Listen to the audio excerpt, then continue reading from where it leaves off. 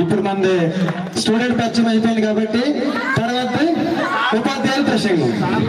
So time ఎక్కువ అవుతుంది కాబట్టి వెళ్దాం మనం.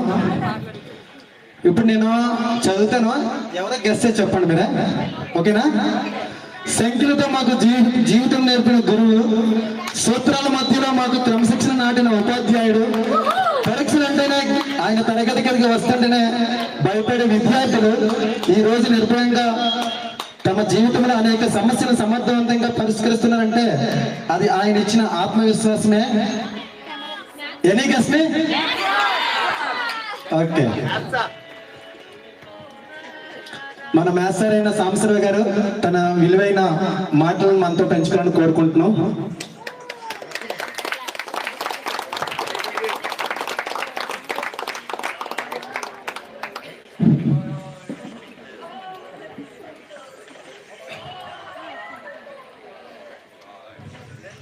విద్యార్థులందరికీ శుభాశీస్సులు. అందరూ సుమారు 27-28 సంవత్సరాల పిల్లలు లేరు. 17 సంవత్సరాలతో ఇంటర్మీడియట్ అయిపోయింది. ఇది సుమారు మనం 2026 కాబట్టి ఇది మనకి 2013-15 బ్యాచ్. సో 15కి మనకి 17 సంవత్సరాలు అనుకుంటే సుమారు ఒక 10 సంవత్సరాలు ఎక్సెస్ అయింది. సో ఏజ్ దీన్ని బట్టి 27-28 సంవత్సరాల పిల్లలు మీరు. ఇంకా పెద్దవాళ్ళు అంటే మాత్రం నేను ఒప్పుకోను, అందరికీ మ్యారేజెస్ అయిపోయినా.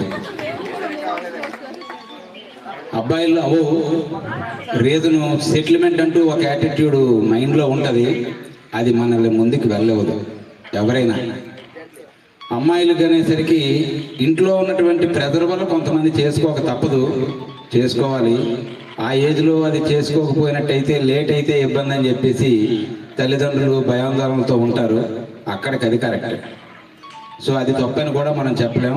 అలాగని ఎర్లీగా మ్యారేజెస్ చేసుకుంటూ ఇప్పుడు చట్టం కూడా వచ్చింది, అందరికీ తెలిసిందే. మనకి 21 సంవత్సరం 18 సంవత్సరాల వయసు దాటితేనే అమ్మాయిలు పెళ్లి చేసుకోవాలి. అంటే మనకి కొంతమంది ఇంటర్మీడియట్లోనే పెళ్ళి అయిందని అన్నారు. ఇప్పుడు అలా విషయం తెలిస్తే చట్టాలన్నీ మనకు తెలియదు కానీ దాని కింద కేసు నమోదు చేస్తున్నారు. సో 18 ఇయర్స్ దాటాలి ఆడపిల్లలు పెళ్లి చేసుకోవాలనుకుంటే. సో ఇప్పుడు కొంతమంది చెప్పిన విషయాల్లో చాలామంది 1-2 అమ్మాయిలు కొద్దిగా బాధపడుతున్నారు ఆఫ్టర్ మ్యారేజ్. సో కష్టాలు ఎప్పుడూ ఉండవు, అది ఖచ్చితంగా మనకి సుఖాన్ని తీసుకొస్తుంది. దానికోసం మనం వేచి చూడవలసిందే. మరి కొంతమంది చాలామంది గ్రూప్స్ కానీ వాటికి ప్రిపేర్ అవుతున్నారని చెప్తున్నారు. ఇప్పుడు మనకి మించిపోయింది ఏమీ లేదు. మనకి సెంట్రల్ గవర్నమెంట్ జాబ్స్ అయితే 33 వరకు మనకి ఎలిజిబిలిటీ ఉంది. మరి స్టేట్ గవర్నమెంట్ అంటే మాస్టర్ వాళ్ళు సర్వీస్ కమిషన్ ఇప్పటికి కూడా చాలా మందికి డైరెక్ట్ చేస్తున్నారు. మరి వాళ్ళు ఏజ్ లిమిట్ ఎంతో చెప్తారు. మనకి ఇక్కడ బ్యాంకింగ్ వాటికి వెళ్ళాలంటే 30 ఇయర్స్ ప్లస్ ఇంకొక ఓబీసీ కనుక అయినట్టయితే ఒక 3 ఇయర్స్ మనకి రిలాక్సేషన్ ఉంది. సో అప్పటి వరకు మనం ఫైట్ చేయాలి తప్పదు. అబ్బాయిలు ఎప్పుడైనా మంచి సెటిల్మెంట్ వచ్చిన తర్వాతే మనకు వాల్యూ. మరి ఆ వాల్యూ మనం పొంది జీవితాంతం సుఖంగా ఉండాలంటే మాత్రం ఖచ్చితంగా సాధించవలసిందే. దానికి మనం లూజ్ అవ్వాల్సిన అవసరం అయితే లేదు, ఖచ్చితంగా సక్సెస్ అవుతారు. క్రమశిక్షణతో కూడుకున్నటువంటి విద్యార్థులు మీరు. ఇప్పుడు వచ్చిన బ్యాచ్లు చూస్తుంటే మేము అదే మాట్లాడుకుంటున్నాం, మేము చాలా ఇబ్బందులు పడుతున్నాం. ఎప్పుడు రిటైర్ అయిపోదామా అన్నట్టుగా ఉంది పిల్లలు దృష్టి పెట్టకపోవడం వల్ల. ఈ మార్పు అంతా మనకి కరోనా తర్వాత నుంచి వచ్చింది. కరోనా తర్వాత ముందు పిల్లలు చక్కగా ఉండేవారు, చదువుకునేవారు. ఈ కరోనాలో ఫోన్ అలవాట్లు బాగా ఎక్కువైపోయి పేరెంట్స్ మాట పిల్లలు వినకుండా, అలాగే టీచర్స్ మాట కూడా పిల్లలు వినకుండా వాళ్ళు ఏదో ఒక లోకంలో ఊగులాడుతున్నారు. వాళ్ళతో పోలిస్తే మీరు చాలా బెటర్ కాదు, చాలా ఖచ్చితమైన వాళ్ళనే చెప్పాలి. ఎందుకంటే భయభక్తులతో కూడుకొని మీరు ఉండేవారు, అది చాలా అవసరం. మేము చదువుకునేటప్పుడు కూడా ఆ రకంగానే ఉండేది. గోదావరి నరసింహ మేషారు అని చెప్పి మేము 7th క్లాస్ చదివేటప్పుడు, ఇప్పుడు ఫార్ములాస్ అని ఏదో మీరు మాట అన్నారు కదా మన ప్రసన్న కుమార్ చెప్పేటప్పుడు, దానికి ఒక ఫార్ములా వెంటనే అంటే మాకు ఎందుకు మ్యాథమెటిక్స్ వాళ్ళకి అంత కోపం ఉంటుందంటే అటువంటి పరిస్థితుల్లో మేము పెరిగాం కాబట్టి అది అలా రిఫ్లెక్ట్ అవుద్ది అంతే. ఎవరి మీద ద్వేషమని కాదు, అలా భయభక్తులతో ఉండి ఇప్పుడు ఈ ఉద్యోగంలో ఈ ప్రొఫెషన్లో మాకు చాలా ఆనందం. మీలాంటి పిల్లలందరూ కూడా సక్సెస్ అయ్యి ఇప్పుడు ఒక మాట అన్నారు చెప్పినప్పుడు, ఈ చదువులన్నీ దేనికోసం? సంపాదన కోసం, డబ్బు కోసమే. ఫస్ట్ వాల్యూ ఇచ్చేది డబ్బు, తర్వాతే మన ఉద్యోగమా లేకపోతే ఏం చేస్తున్నాం అనేటువంటిది. డబ్బు లేనిదే ఎంత పెద్ద ఉద్యోగం చేసినా వాడిని కుటుంబ సభ్యులు కానీ, సొసైటీ కానీ, ఫ్రెండ్స్ కానీ అందరూ నీరసంగానే చూస్తారు. అంటే వీడు మనం ఎంత తెలివైన వాళ్ళమైనా మన దగ్గర డబ్బు ఉండాలి. డబ్బు లేనిదే పని జరగదు. ఆ డబ్బు కోసం ఖచ్చితమైన మార్గంలో పేరెంట్స్ అందరూ కూడా ఎదురు చూస్తూ ఉంటారు. ఎలాగా కాస్త సీట్లో కూర్చొని ఉద్యోగం ఏదైనా వచ్చినట్టయితే వాడికి జీవితం అంతా తిరిగి ఉండదు అనేటువంటి ఆలోచనతో అందరూ కూడా ఆశిస్తారు. తల్లిదండ్రులు ఆశించేది ఏంటి? మన భవిష్యత్తు కోసం మనం కష్టపడవలసిందే. తల్లిదండ్రులు కొంతకాలమే మనకు చూస్తారు, మిగతా టైం అంతా కూడా మనకి ఏంటి గోల్? మ్యారేజ్, ముందు జాబ్, మ్యారేజ్, ఇలాంటివన్నీ కూడా ఒక లైన్ ఏర్పరచుకుంటారు. ఇంటర్మీడియట్ స్టేజ్లో అంత మీకు అంచనాలు రాకపోవచ్చు, కానీ ఇప్పుడు సొసైటీలోకి వెళ్ళిన తర్వాత, ఫ్రెండ్స్ అందరినీ చూసిన తర్వాత కాస్త మెరుగైన ఆలోచనతో ముందుకు వెళ్ళడానికే ప్రయత్నం చేస్తారు. చాలా బ్యాచెస్, అంటే ఇప్పుడు కరోనాకు ముందు బ్యాచెస్ చాలా మంది విద్యార్థులు, చాలా మంది బ్యాంక్ పిఓలుగా, బ్యాంక్ మేనేజర్లుగా, అంటే అదే మాకు ఆత్మసంతృప్తి. మా దగ్గర చదువుకున్న వాళ్ళు ఇప్పుడు ఐఐటి ప్రొఫెసర్గా ఉన్నాడు, వాడు నాకన్నా పై స్థాయిలో ఉన్నాడు. ఒకడు దుర్గా ప్రసాద్ అని చెప్పి తిరుపతి ఐఐటిలో మ్యాథమెటిక్స్ ప్రొఫెసర్. వాడు పిహెచ్డి కూడా ఎక్కడ చేశాడు? ఆస్ట్రేలియాలో చేశాడు పిహెచ్డి. ఎస్కోట్లో స్టూడెంట్ వాడు నాకు. అలాగా వాడు ఒక్కడైనా కాదు, చాలా మంది విద్యార్థులు. అదే నాకు సాటిస్ఫాక్షన్. సో మిమ్మల్ని అందరినీ చూసినప్పుడు కాస్త మేము గర్వపడాలి. అంటే మాకు వచ్చినటువంటి జీతం పక్కన పెట్టండి, శాలరీ పరంగా మనకి ఈ డిపార్ట్మెంట్కి వచ్చేసరికి ఎక్కడ పై ఇన్కమ్లు గట్రా ఏమి ఉండవు, ఓన్లీ శాలరీయే. పై ఇన్కమ్ అనేటువంటిది మాకు ఆలోచన రాదు. ఆ ఆలోచనతో ఇక్కడ టీచర్స్ ఎవరు కూడా ఉండరు కూడా, ఇంచుమించు 99%. సో మనం చేసేటటువంటి డ్యూటీ పక్కాగా చేయండి, అది మీ పిల్లలకి అది భగవంతుడు చూస్తాడు. సో మనం దేంట్లో కూడా లూజ్ అవ్వకూడదు. స్ట్రిక్టే, ఎప్పుడు స్ట్రిక్ట్గానే ఉండవలసిందే. లిబరల్గా ఇప్పుడు అందరూ కలుసుకున్నారు, అందరూ సరదాగా ఉండండి. అటువంటి కొన్ని సందర్భాల్లోనే మనం ఫ్రీగా ఉండాలి తప్పితే మిగతా అన్ని సందర్భంలోనూ కాస్త కటువుగా ఉంటేనే మనం ముందుకెళ్ళగలం లైఫ్లో. ఖచ్చితంగా మెరుగ్గా వెళ్ళాలంటే మాత్రం ఖచ్చితంగా కొన్ని బౌండరీస్, కొన్ని సుఖ సంతోషాలు వదిలేవలసిందే. ఉదాహరణకు సుఖ సంతోషాలు అంటే సినిమా చూడాలనుకుంటాం, మానేవలసిందే. ఐస్ క్రీమ్ తినాలనుకుంటాం, ఆ తిన్నంతసేపు చాలా హాయిగా ఉంటుంది. మళ్ళీ మామూలు పరిస్థితే మనకి అరైజ్ అవుతుంది అనేది దృష్టిలో పెట్టుకోండి. సో ఐస్ క్రీమ్ తినేటప్పుడు ఎలా ఉంటుంది? చాలా హ్యాపీగా, పక్క వాళ్ళు కూడా కనిపించరు.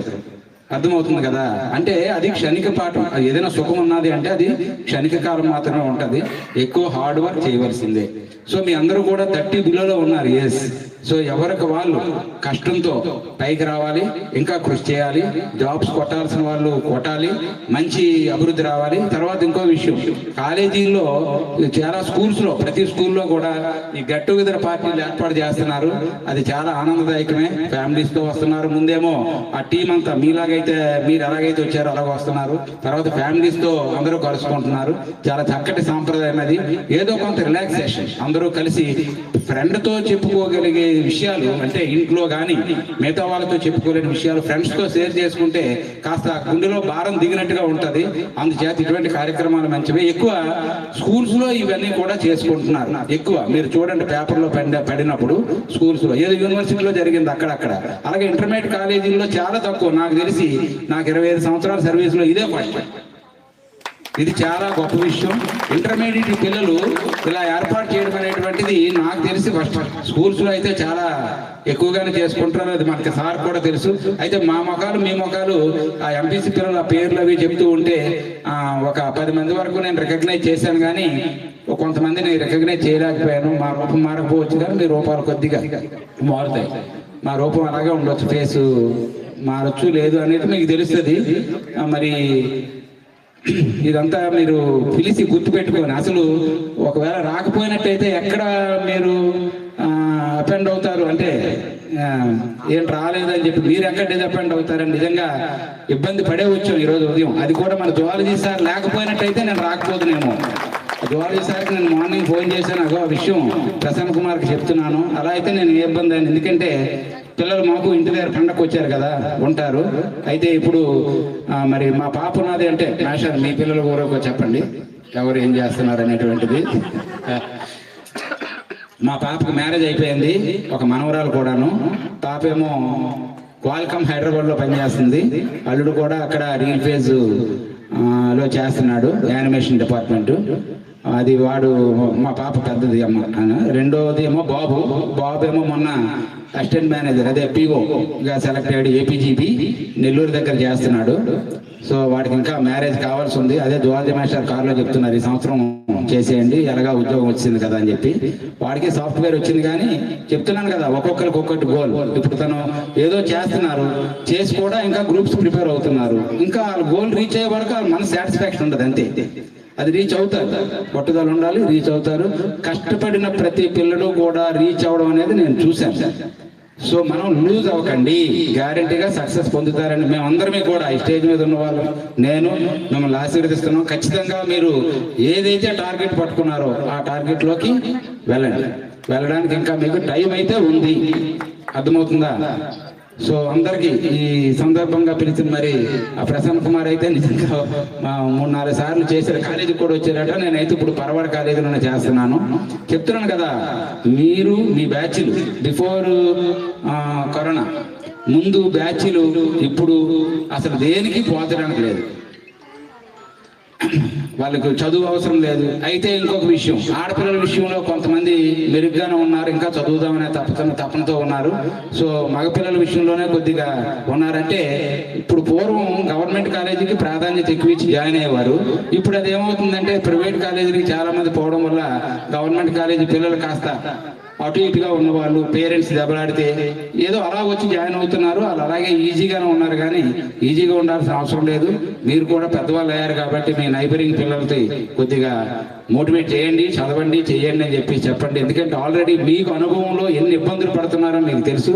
సో వాటన్నిటిని కూడా మీరు ముందుకి నెట్టుకు వెళ్ళాలి. నెట్టుకు వెళ్తూ కూడా లైఫ్ని లీడ్ చేసుకుంటూ రావాలి. అదే మనకి పెద్ద ఎగ్జామినేషన్. సో మనం ఎప్పుడు కూడా కఠినంగానే ఉండాలి, ఎప్పుడు ఏదో ఒక పనిలో ఉండాలి. పనిలో లేకపోతే బ్రెయిన్ పనిచేయదు.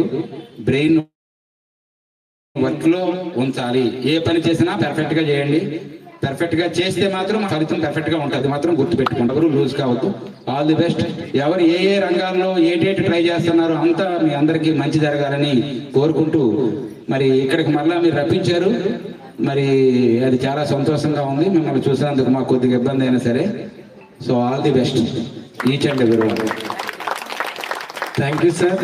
మీ విలువైన మాటలు మా జీవితాన్ని చెక్కబెట్టేట్టుగా చెప్పారు. దాన్ని అనుసరించి మేము నడుచుకుంటామండి. మేము పిలిచిన వెంటనే నేను భీమిలిలో ఉన్నాను, రావడానికి అవదేమో అని చెప్పారు. అయినా సరే మా ఆహ్వానం మన్నించి మీరు ఇక్కడికి వచ్చి మాకు చాలా సంతోషంగా ఉందండి.